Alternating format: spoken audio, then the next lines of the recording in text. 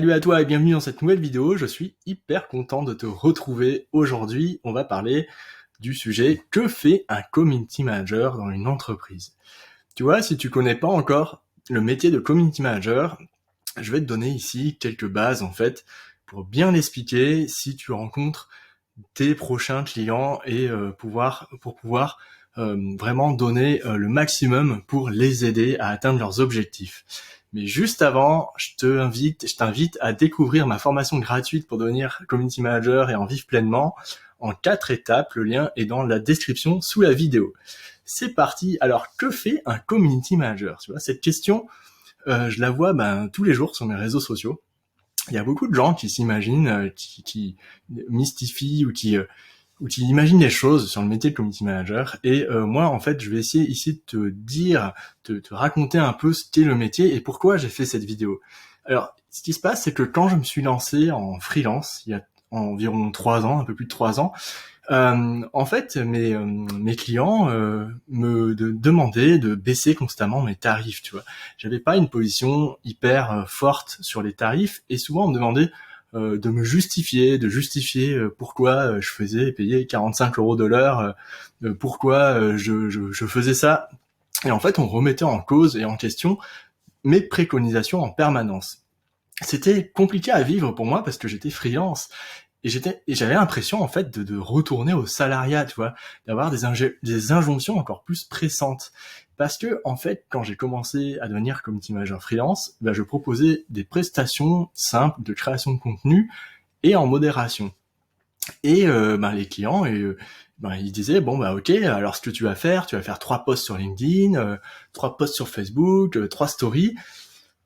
Et moi, je faisais OK, tu vois. Je leur demandais pas, mais pourquoi il faut faire ça. Je leur disais OK, je fais un calendrier éditorial, je passe à l'action. Et je rentrais moi-même et vraiment involontairement dans une posture d'exécutant.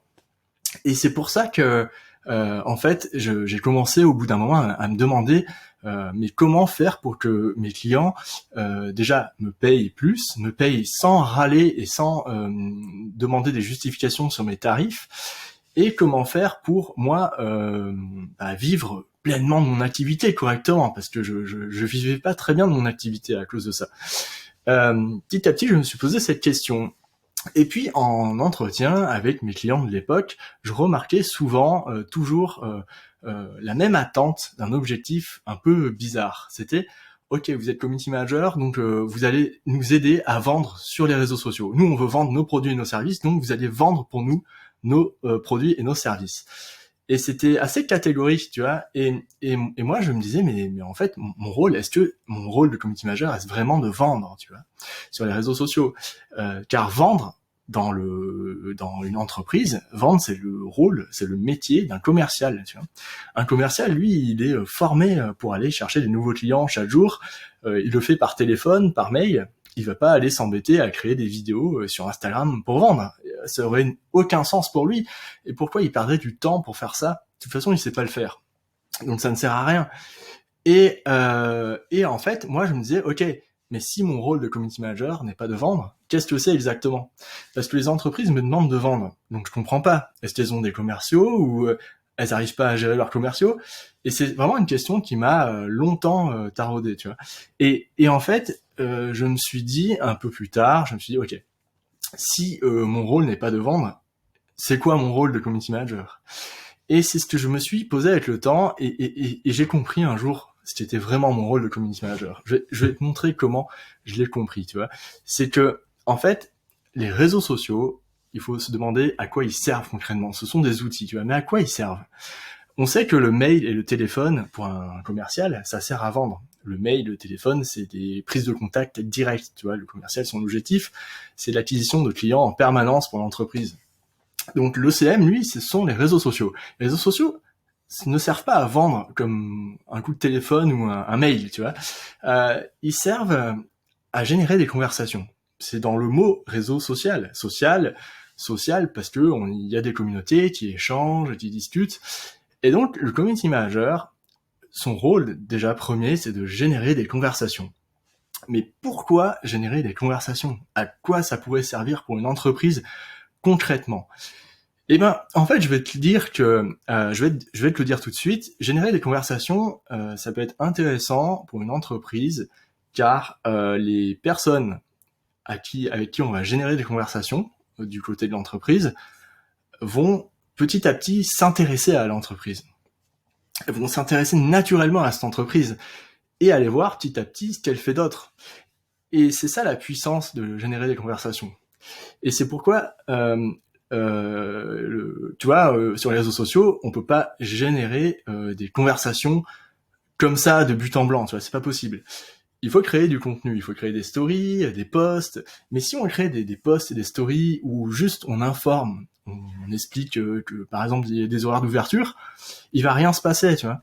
Il faut comprendre les mécanismes d'engagement. L'engagement, c'est quand une personne va liker ou va commenter une publication. Et comprendre les mécanismes d'engagement, ça c'est le métier du community manager. Donc le community manager, son métier, son rôle, c'est de donner envie en créant des conversations, parce qu'il connaît parfaitement les codes d'une plateforme et les mécanismes d'engagement de cette plateforme. En fait, ce qui se passe, c'est que, ok, on sait que le commercial, lui, son rôle, c'est de vendre. Très bien, son objectif, c'est vendre, donc son indicateur, pour comprendre si ça marche ou pas, son indicateur, bah, c'est le nombre de contrats signés. Le community manager, lui, si on dit que son objectif c'est l'engagement, c'est générer de l'engagement, donc générer des conversations, son indicateur, ça peut pas être le nombre de contrats signés, c'est juste impossible parce que c'est pas un indicateur qui va en face de cet objectif d'engagement. Un indicateur sert à mesurer en fait si l'objectif est atteint ou pas. Pour mesurer un objectif d'engagement, l'indicateur c'est le taux d'engagement par exemple. Ou le nombre de messages privés reçus par boîte de réception pour avoir plus d'indications sur un produit ou un service. Donc ça, ce sont des indicateurs qui correspondent aux objectifs d'engagement qui sont à atteindre par le community manager via les réseaux sociaux. Et c'est en fait, un community manager sert tout simplement à donner envie à des utilisateurs de réseaux sociaux, à ses communautés, à des fans.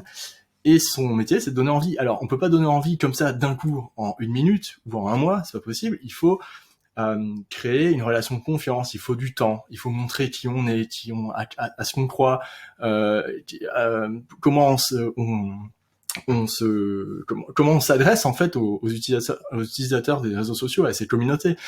C'est pourquoi le community manager a besoin de proposer 3 grandes compétences profondes à ses clients. Et moi, ça, je l'avais pas compris quand j'ai commencé mon métier de community manager. Moi, je proposais directement de passer à l'action sans me poser de questions, tu vois. Et ça, c'était déjà un mauvais positionnement parce que j'entrais directement dans une posture d'exécutant. Et c'est pour ça que les entreprises remettaient en cause tous mes tarifs.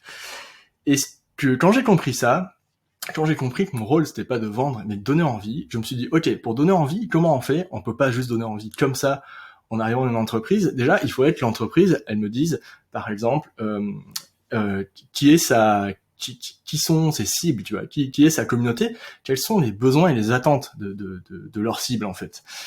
Et ça, je me suis dit, ok, ça, il faut que je le sache absolument en arrivant dans une entreprise. Comme ça, je pourrais faire des préconisations. Et ces préconisations sont devenues une stratégie, en fait, une stratégie de contenu. Quand je connais les besoins et les attentes des fans et des cibles de l'entreprise, je sais quel contenu je dois générer sur leurs réseaux sociaux pour générer des conversations et amener donc ces utilisateurs à s'intéresser à l'entreprise. Et donc ça, c'est la première compétence profonde que j'ai mis en place. Donc c'est d'avoir une approche stratégique à chaque fois que je voyais un nouveau client. Cette approche stratégique, ça permet de ne pas subir cette posture d'exécutant dès le départ.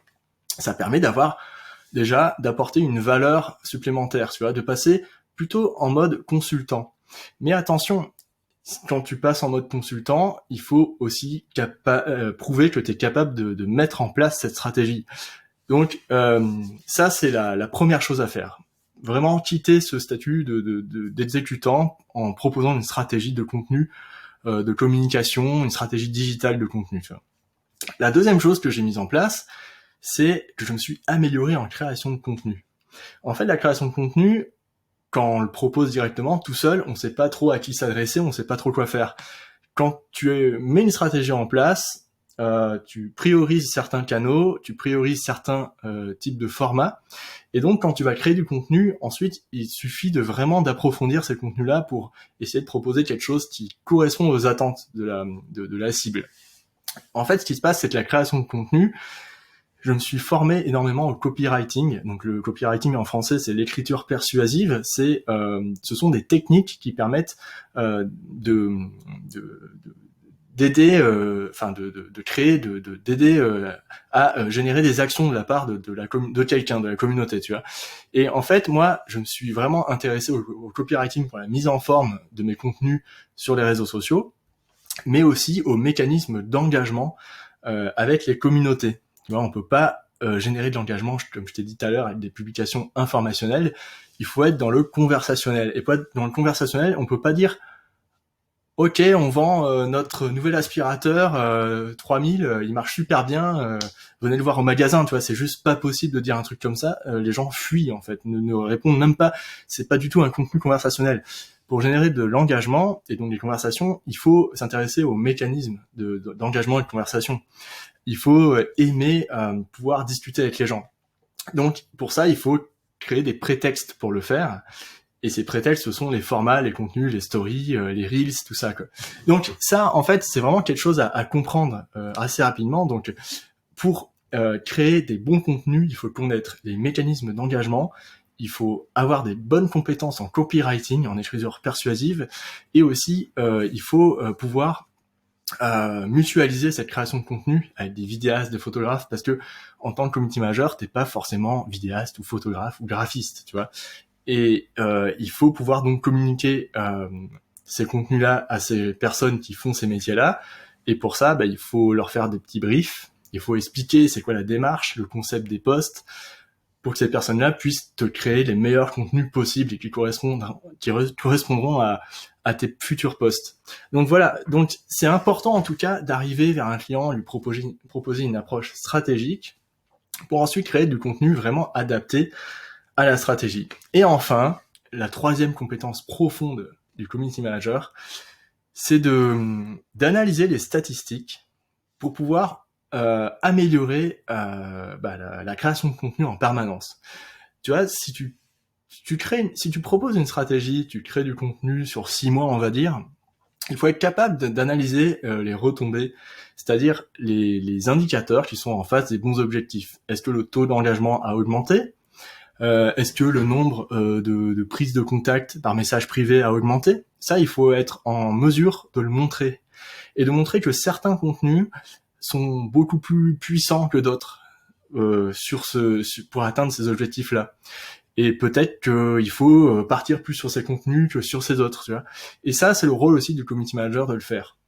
Donc moi, quand j'ai commencé à mettre en place ces 3 compétences-là, ces 3 savoir-faire, et vraiment aller au fond de ça, à partir de ce moment-là, c'est là que j'ai commencé à vivre pleinement de mon activité de community manager. Quand j'ai commencé à dire que le rôle du CM n'était pas de vendre, mais de donner envie, tout mon mindset, tout mon état d'esprit a changé à propos de ce métier en fait. Et c'est comme ça que j'ai su convaincre de nombreux clients et vivre pleinement de mon activité. Et c'est quelque chose qu'il faut que tu aies en tête avant de te lancer en freelance. Je dis ça pour les personnes qui voudraient se lancer en freelance. Si toi tu en fais partie, il faut à tout prix que tu sortes rapidement de cette posture d'exécutant qui va te causer que du tort.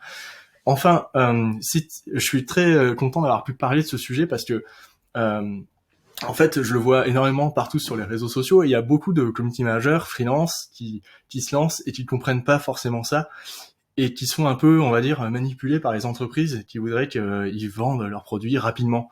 Et souvent, j'ai formé des personnes en entreprise, des chargés de communication, qui pensaient qu'ils devaient vendre sur les réseaux sociaux. Et en fait, en expliquant correctement que ce n'est pas forcément le cas, et ben en fait, ça permet de recentrer vraiment les actions du community manager. Donc j'espère que cette vidéo t'a plu et si jamais tu veux en discuter avec moi, je t'invite à aller dans les commentaires, je te répondrai avec plaisir. En tout cas, n'hésite pas à aller jeter un œil sur ma formation gratuite en 4 étapes pour devenir community manager et en vivre pleinement. Le lien est en description. À la prochaine, salut!